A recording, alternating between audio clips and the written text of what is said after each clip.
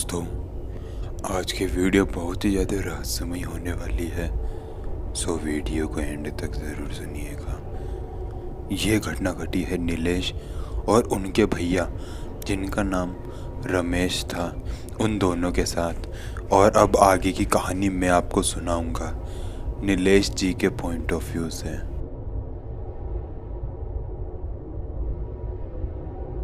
मेरा नाम नीलेश है। यह घटना हमारे साथ सन 2013 में घटी थी। इस घटना में मैं और मेरे बड़े भैया जिनका नाम रमेश था, हम दोनों शामिल थे।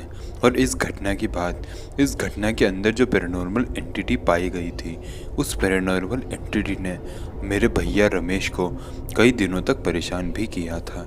तो दरअसल बात की शुरुआत कुछ इस तरह होती है कि मेरे घर में मेरे भैया और मेरे माता पिता रहते हैं। हमारे घर में उन दिनों नई नई कार आई थी और मेरे भैया को कार चलानी आती थी, इसलिए हर शाम को, आप कह सकते हैं कि रात को ही, हमें और मेरे भैया कार लेकर निकल जाते थे। मैं और मेरे भैया के बीच में बहुत ही बढ़िया बॉन्डिंग थी, जिस वजह से हमारे बीच में कभी भी लड़ाइयाँ नहीं होती थी।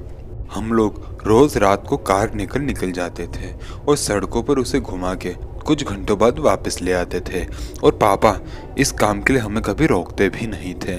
तो ऐसे ही एक रात को मैं और भैया एक कार को शिखर चंडी हिल पर लेकर गए। शिखर चंडी हिल पर ले जाने के बाद वो कार अपने आप बंद हो गई। वो कार अपने आप बंद कैसे हुई मुझे समझ में नहीं आया, लेकिन भैया ने उसे चालू करने की बहुत कोशिश की। भैया जब उसे चालू करने की कोशिश कर ही रहे थे, तभी मुझे और भैया को दोनों को किसी लड़की के रोने की आवाज़ सुनाई दी।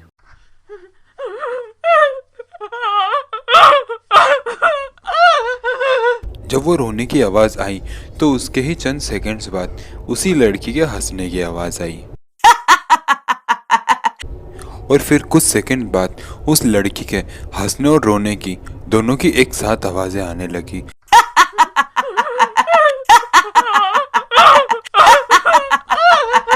हमें समझ नहीं आ रहा था कि आखिर ये हो क्या रहा है। मैंने रमेश भैया को कहा, भैया क्या आपने वो रोने की आवाज़ें सुनी?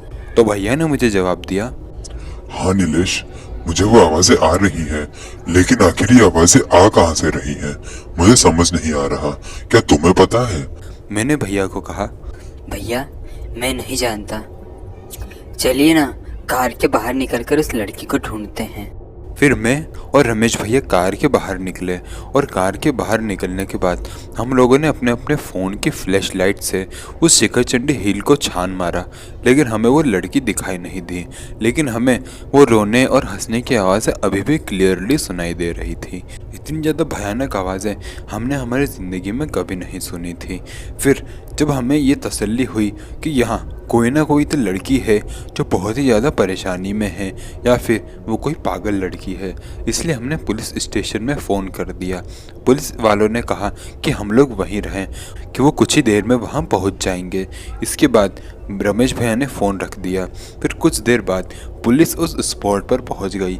पुलिस जैसे ही उस स्पॉट पर पहुँची और हमने हमारे साथ हुई वो घटना बताई, तो पुलिस वाले बहुत ही ज़्यादा डर गए थे। वो पुलिस वाले थे, लेकिन इसके बावजूद भी वो बहुत ही ज़्यादा डरे हुए थे। उन्होंने हमें बहुत ही ज़्यादा अफरा तफरी में अपनी जीप में बैठाया और उन्होंने हमें कहा कि हम ये कार को यहीं छोड़ दें।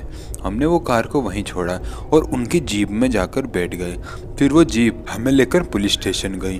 पुलिस स्टेशन में ले जाने के बाद उस पुलिस ऑफिसर ने हमें उस शिखर चंडी हिल के उस रहस्यमय आवाज़ों का सच बताया। उसने हमें बताया कि उस आवाज़ों के पीछे एक लड़की है जिसका 5 साल पहले बहुत ही ज़्यादा बेरहमी के साथ रेप कर दिया गया था। उसे सबसे पहले बहुत ही बुरी तरीके से रेप किया गया और उसके बाद उसका मर्डर कर दिया गया। उसके बाद से ही उसे शिखर चंडी हिल से बहुत ही ज़्यादा ऐसी कंप्लेंट्स आने लगी कि उन्हें किसी लड़की के रोने की और हंसने की आवाज़ें आती हैं। और जब उन्हें ये कंप्लेंट्स कुछ ज़्यादा ही आने लगी तो उन्होंने ये माना कि ये वही लड़की की आत्मा है जो कि शायद उसे शिखर चंडी हिल पर घूमती है। उस ऑफिसर ने हमें कहा कि अगली सुबह जाकर हम वो कार वहाँ से ले लें और उसके बाद अपने घर चले जाएं। हमने हमारे पापा को पुलिस स्टेशन से ही फ़ोन कर दिया था, पापा आज हम लोग घर नहीं सारी इन्फॉर्मेशन बता देंगे। पापा ने कहा ठीक है। फिर अगली सुबह जैसे ही हुई तो हम लोग पुलिस वालों के साथ उस कार वाली लोकेशन पर पहुंचे। हमने वो कार वहां से उठाई और उसके बाद फिर पुलिस वाले पुलिस स्टेशन चले गए और हम लोग हमारे घर आ गए। घर आने के बाद पापा ने हमसे पूछा कि आखिर हुआ क्या था, तो हमने उन्हें पूरी घटना बताई, लेकिन वो हम पर यकीन नहीं कर रहे थे।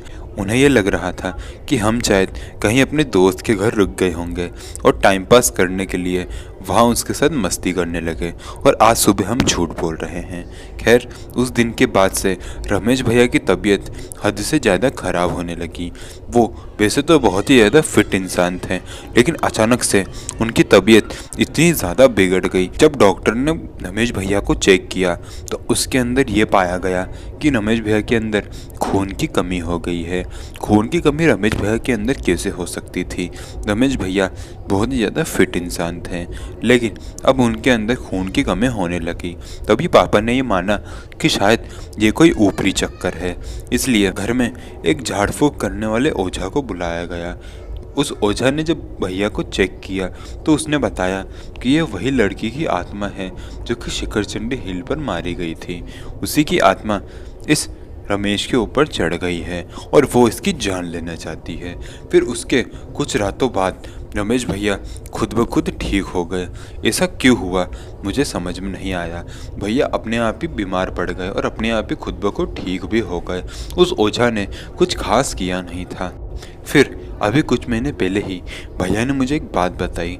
उन्होंने मुझे बताया कि कल रात को उनके सपने में एक लड़की आई थी जो कि उनसे माफ़ी मांग रही थी कि मैंने तुम्हें परेशान किया है क्योंकि मैं तुम्हारी जान लेना चाहती थी, लेकिन अब से मैं तुम्हें कभी परेशान नहीं करूँगी।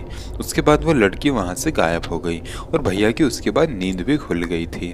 ये बात जब भैया ने मम्मी पापा को बताई तो उन्होंने भैया को कहा कि शायद यह वही लड़की होगी जिसका रेप शिखरचंडी हिल पर किया गया होगा। खैर, उस सपने के बाद वो लड़की फिर भैया को कभी नजर नहीं आई। तो दोस्तों, आपको ये घटना कैसी लगी मुझे कमेंट करके ज़रूर बताइएगा, और प्लीज़ आप लोग वीडियो को लाइक कर दिया करें। तो दोस्तों, मिलते हैं अगले वीडियो में। तब तक के लिए जय हिंद, जय भारत।